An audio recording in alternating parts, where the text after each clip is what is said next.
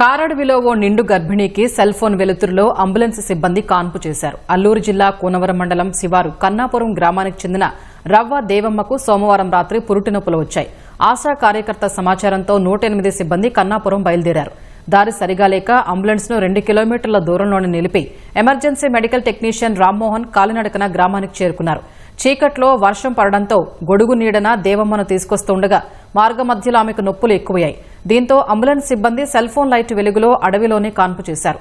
దేవమ్మ పండంటి మగబిడ్డకు జన్మనివ్వడంతో అంతా ఊపిరి పీల్చుకున్నారు. తల్లి బిడ్డను కోతుల గుట్టలోని వైద్యశాలకు తరలించారు.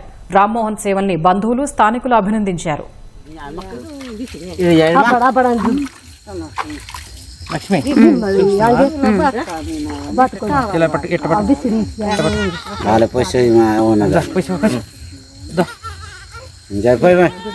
హలో లక్ష్మి